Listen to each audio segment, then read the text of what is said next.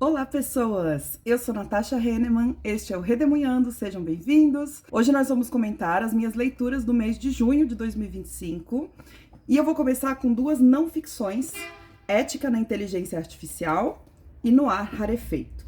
E eu vou começar por esse que eu amei muito, No Ar Rarefeito, do jornalista Jon Krakauer, publicado pela editora Companhia das Letras. Agora ele está sendo publicado na edição de bolso. Eu comprei esse aqui de segunda mão, de um amigo meu, Thiago. E eu li porque no Piquenique Literário ele foi escolhido como livro do mês para a gente debater sobre esportes. O tema era esportes. E nós escolhemos No Ar Rarefeito, que é um livro que fala sobre alpinismo de alta montanha. E o Jon Krakauer, além de jornalista, ele é um escalador desde a juventude, né, desde a adolescência. E ele é contratado por uma revista dos Estados Unidos para escalar o Everest em 1996. E ele vai numa expedição com um guia específico, mas não é só ele. É ele mais um tanto de gente que são leigos, na verdade. A maioria deles não é alpinista, mas pessoas que tinham dinheiro para pagar ali essa expedição e queriam fazer essa aventura. E, além disso, tinha outras expedições acontecendo ao mesmo tempo. E por uma série de circunstâncias, tudo dá muito errado. Quando eles chegam lá no pico do Everest, acontece uma virada no tempo, uma virada no clima, um microclima ali da região, e um monte de gente fica presa e não consegue voltar para o acampamento, o que gera uma tragédia de várias mortes em um único dia. E o Jon Krakauer estava nessa expedição, em uma dessas expedições, e ele narra pra gente tudo o que aconteceu aqui, do ponto de vista dele.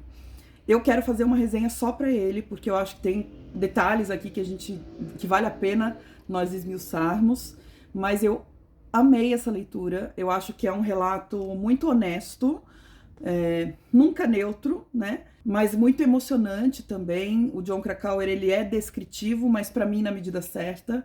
Eu quero saber esses detalhes que ele me conta. E ele vai nos levando nessa jornada, parece que a gente está escalando junto com eles.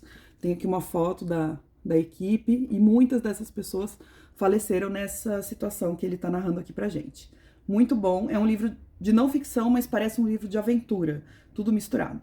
E eu também li Ética na Inteligência Artificial, de Mark Koeckelberg, pela editora Ubu e PUC-Rio, com tradução de Clarice de Souza, Edgar Lira, Matheus Ferreira e Valdir Delgado. Aliás, eu não falei a tradução aqui do Ar Rarefeito, peraí. Tradução de Beth Vieira, esse aqui. E o Ética na Inteligência Artificial estava na minha lista dos 40 livros de não ficção para ler antes dos 40. Na verdade, nessa lista eu falava que eu ia ler algum da coleção Exit, que é essa aqui, e aí eu escolhi o da Inteligência Artificial, porque no Piquenique Literário de julho nós vamos discutir esse tema, inteligência artificial, e eu queria ter uma coisa um pouquinho mais teórica para poder entender melhor sobre o assunto. E o autor é um cientista social belga, tem mestrado e doutorado em filosofia, e ele é um pesquisador, um estudioso das áreas de tecnologia, ética, inteligência artificial, robótica e assuntos correlacionados. Esse livro foi lançado em 2023 aqui no Brasil pela Ubu, mas ele foi publicado internacionalmente em 2020. Então, na verdade, ele fala das inteligências artificiais até o final da década de 2010. 2018, por aí. E a gente sabe que essas coisas mudam com muita rapidez. Então, em 2025, já tem coisas um pouquinho mais avançadas do que o que ele está falando aqui. Mas, de modo geral, é um texto de não ficção, então ele não é um texto, assim, super emocionante, que te prende por isso. Ele é técnico, mas é fluido de qualquer forma, assim, ele consegue ser acessível, que eu quero dizer. O autor explica conceitos de maneira muito clara, muito direta. Conceitos, por exemplo, como superinteligência ou transhumanismo, singularidade tecnológica e coisas assim. Aliás, são muitos conceitos. Tudo que tá em verdinho, eu acho, são conceitos que ele define. E ele passa por muitos temas dentro da inteligência artificial aqui nesse livro.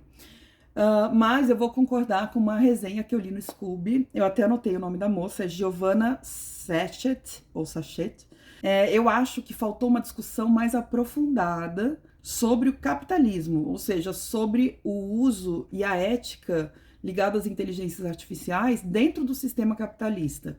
me pareceu em vários momentos que ele está falando da inteligência artificial num geral, assim, como se ela estivesse flutuando no tempo e no espaço. E a gente tem que pensar na IA, no sistema em que a gente está vivendo, que é o capitalismo, e que é um sistema que preza pelo lucro em primeiro lugar. Então, a gente vai ter consequências muito importantes, muito prejudiciais, porque eu sinto que aqui ele sempre tenta trazer meio que os dois lados, entre aspas, o lado bom e o lado ruim da inteligência artificial. Mas a gente sabe que um deles vai prevalecer, se nada mudar, né?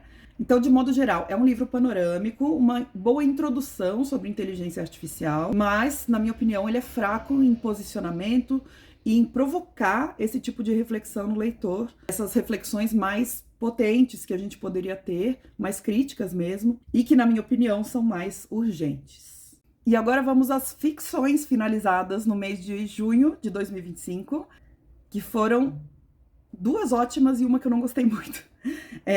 De Jogos e Festas, do José J. Veiga, Bem-vindos à Livraria Rio Nam Dong, de Huang Bo Reum, e Ficções Amazônicas, de Aparecida Vilaça e Francisco Vilaça Gaspar. Eu vou começar por De Jogos e Festas, que é um livro que estava na minha lista dos 40 livros de ficção para ler antes dos 40. Eu queria ler algum livro do José J. Veiga que eu tinha aqui na minha estante, e esse era um deles. E eu aproveitei o desafio das palavras-chave do Vitor Almeida, do canal Geek Freak. A palavra-chave dessa vez era preposições. O José J. Veiga é um autor brasileiro, goiano, e o livro foi publicado em 1980. Ele traz 3 novelas muito interessantes, uma muito diferente da outra. A primeira é a história de um cara que saiu de casa e quando ele volta para casa, o irmão dele faleceu. Ele ficou alguns anos fora e quando ele volta para casa, o irmão dele morreu. A gente não sabe muito bem como, por quê. E o pai dele tá destruído, assim, numa depressão profundíssima.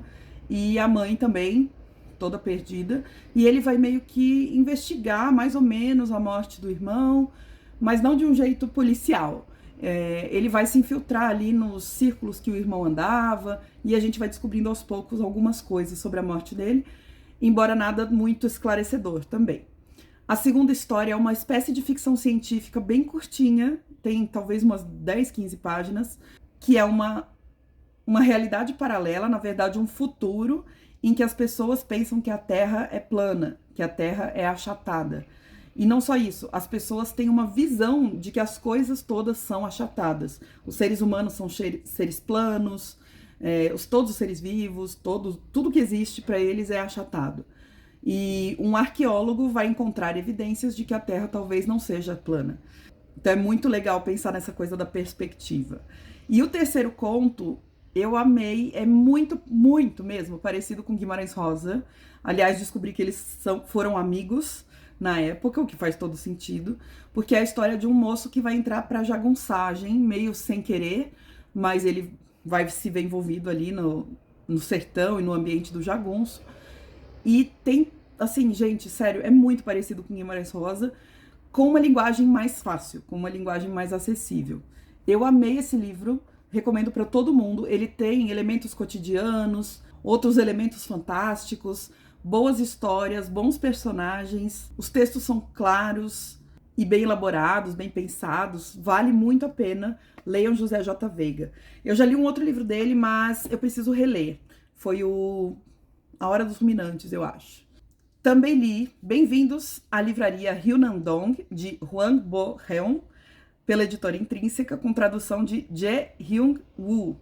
A autora é sul-coreana, esse foi o primeiro romance dela, e não tem muito bem uma história. É um livro que conta sobre vários personagens, mas a gente acompanha principalmente uma protagonista que é a dona da livraria. Ela resolve abrir essa livraria porque ela tá um pouco perdida na vida, teve uma espécie de burnout no emprego anterior, teve um casamento que não, assim, que chegou um momento que não foi pra frente, e ela tá se sentindo meio sufocada com tudo isso, e ela resolve abrir uma livraria para tentar ter um ambiente mais tranquilo, para viver a vida dela com mais qualidade.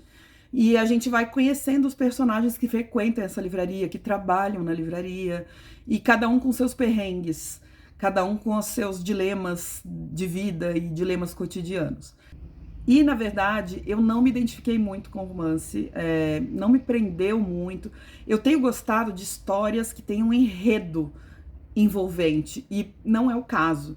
Aliás, tem uma parte, no final do livro, acho que no pós-fácil, a autora conta pra gente o processo de escrita dela, e ela diz o seguinte, eu anotei, abre aspas, eu não tinha planejado um enredo, mas sabia a atmosfera que eu queria criar, fecha aspas.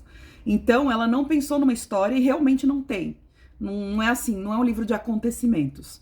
É um livro em que você acompanha os personagens, e eu acho que muitos livros asiáticos com os quais eu já tive contato, tem um pouco essa pegada de atmosfera, assim.